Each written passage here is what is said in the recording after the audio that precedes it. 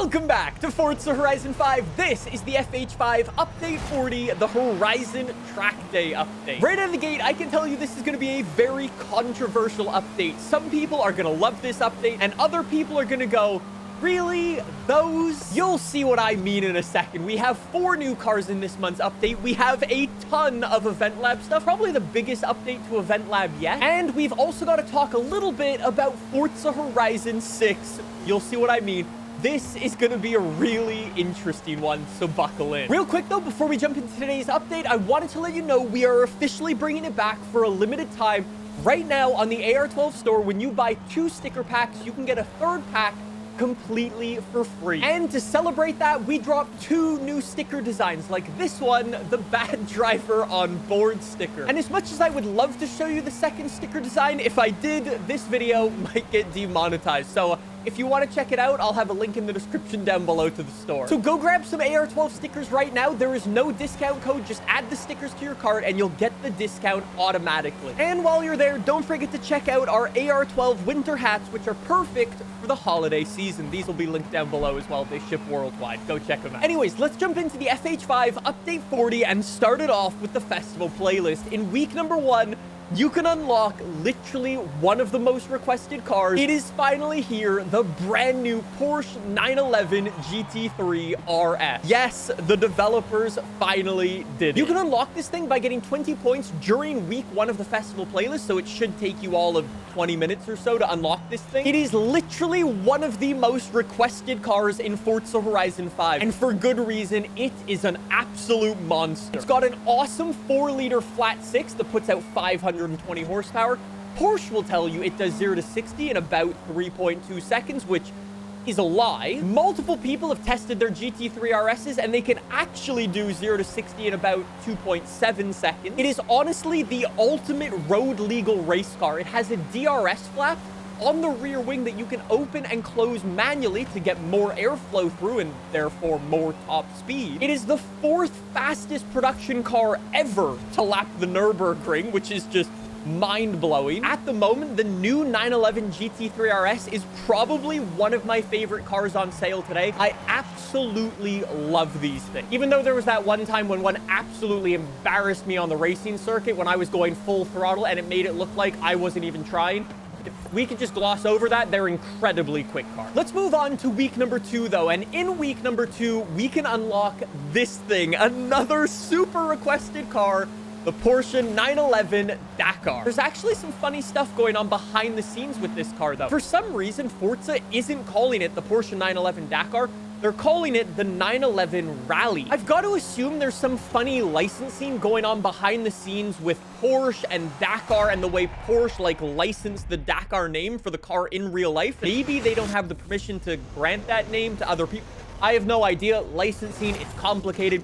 In Forza Horizon 5, it's called the 911 Rally, but it's the Dakar car. This thing, though, is absolutely fantastic. For somebody like me who loves broody built off-roaders, this thing is awesome. It is an all-wheel drive Porsche 911 on lifted up suspension, chunky off-road tires. It's one of the cars in this new phase where supercar companies are basically taking their supercars and turning them into off-roaders, which I love. I don't actually know who did it first, if it was Porsche or Lamborghini. Regardless, both very cool. Genuine question for you guys, though. I have a feeling this car is actually, in the long run, going to be a better financial buy than like a GT3 RS, for example. I think if you fast forward the clock like 10, 15, 20 years or so, these Dakars are going to be worth an absolute fortune. I don't know, though. I don't know. Maybe I'm the only person who thinks like that. I love these things. They are a truly capable off-roader. People have put them off-road and they look fantastic. They perform beautifully. It's unfortunate, though, that 99.999% of them will never actually go off-road, which is a little bit disappointing. If we move on to week number 3, we can unlock another Porsche 911. This time, though, it's the 911 GT3R. You can get this thing by getting 20 points during week number 3. I think you can see why some people will love this update and other people are gonna go, another one? Like, we've already got the GT3 RS, the ultimate road car. We've got the 911 Dakar, the ultimate off-road car. And now we've got the GT3R, the ultimate race car. It's awesome. Now, don't think for a second that this car is just another 911 that's been copy-pasted with a fancy livery and some other bits and bobs on it. That couldn't be further from the truth. The modifications to build this thing over a regular 911 are wild. Right out of the gate, it's got a 4.2-liter flat six, bigger engine than the regular road cars do. And this car has actually been elongated both in length and in width to make it easier for people to drive. Although, yes, this is a proper racing car built for proper big racing teams, regular people can go out and buy the 911 GT3R. And one of the major complaints with the previous generations is that they were super difficult to drive. So Porsche tried to make them a little bit more stable and predictable and all around easier to drive. And they did that by making it longer and wider. Not to mention, it's also got a ridiculous amount of aero. It's got a massive rear wing, massive front splitter. And then there's a ton of aero that you can't actually see underneath the car to just suck this thing to the ground. It's insane. Not to mention, it also revs to 9,250 RPM. It's got a 6-speed sequential gearbox. It is just an unreal race car, and it's going to be so much fun to drive. I cannot wait for this thing. Anyways, we've got one more car to talk about, and this one is a little different. This is the 2023 Porsche 911 Turbo S. Okay, maybe the car's not so different, but we'll come back to that in a second. The way you unlock this thing is a little bit different. During week number 4, there's going to be a new event. It's called the 50 Years of Porsche event. And all you have to do is complete that event and you'll unlock the Turbo S. And what's really cool about this car is the developers actually added some customization for it. It has both Brabus parts and Maxton design parts for this thing for you to mess around and customize. And although, yes, this is the most boring car of the bunch, it is still a fantastic car. Car and Driver did a review of it a couple of years ago. They gave it a 10 on 10 rating, and they said one of the best lines I've ever heard. They said, having the income to withstand a Porsche 911 Turbo in your budget is one thing, but having the discipline to keep your driver's license after buying one is another. Well played. And I mean, fair play. It's got like 640 horsepower, which is just wild. And again, Porsche lied about the 0 to 60 time. Porsche will tell you it does 0 to 60 in like 2.6 seconds. In reality, these things have been tested to do 0 to 60 in 2.2 seconds. They're definitely not the most in-your-face Porsche 911 ever made, but they are still, without a doubt, a fantastic car.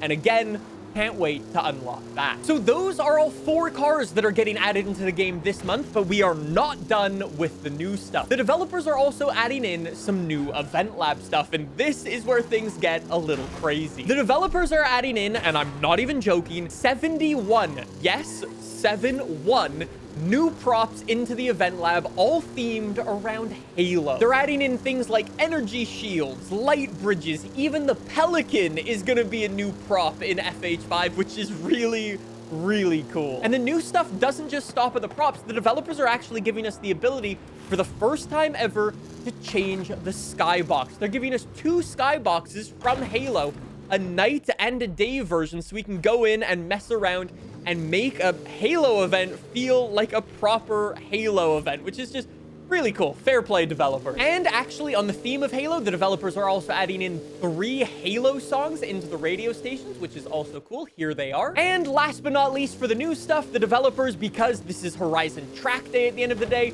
the developers are bringing back the oval racetrack out of the stadium, which is also pretty cool. As per usual, the developers also gave us a sneak peek for what's coming next month. All we know is the next update is called Horizon Holidays, which doesn't really tell us anything, so we might get any number of things. We will have to see. But that's not all, because the really big news is a little interesting and also a little sad. If you've ever watched one of these update videos that I've made and you've seen gameplay of the new cars, all of that gameplay is recorded by the developers for their Let's Go live stream. Those live streams are the developers basically talking about the new cars and the new updates, and they show off all of the new stuff coming to the game. Well, as of this month, this is the final Let's Go live stream. The developers said they'll still be putting out updates for Forza Horizon 5. They'll still be mentioning them on their website, so you can get all of the information you need about the new cars and the new stuff coming to FH5. But it definitely seems like the momentum for FH5 is slowing down a little bit. And the reason you've got to assume is because the developers are finally pushing full focus onto FH6. Not only are the Let's Go live streams expensive to produce, but they're also time consuming. The developers who are on those shows are developers at the end of the day, and their main goal is to, well, develop things. Anyways, all this to say, I'm not going to stop covering the FH5 updates unless the updates stop introducing new stuff into the game. We will have to see. But as it stands right now, the developers are still going to be dropping new cars and new updates for FH5 for the foreseeable future. So stay tuned, stay subscribed, and be on the lookout every single month for a new update video. I know there's going to be people in the comments of this video also talking about what happened during Forza Horizon 4. When the developers stopped doing update streams for Forza Horizon 4, literally 2 days later, they announced Forza Horizon 5. Just a word of warning, that will not be happening here. Anyways, at the end of the day, the big takeaway here is that all of these sort of small things kind of point towards Forza Horizon 6 being closer than ever. The introduction of the Backstage Pass, the developers slowing down their updates for Forza Horizon 5, and them ending their live streams altogether, it all points in the direction that Forza Horizon 6 may not be right around the corner, but we should be hearing about it soon, probably in June of 2025. So that's everything you need to know about FH5's Update 40 and what's going to be happening in the future. Let me know which Porsche 911 is your favorite, and don't forget to pick up a Bad Driver on Board sticker. Send me a picture of you putting it on your friend's car. I'd love to see it. Thanks for watching. Okay, have a good day.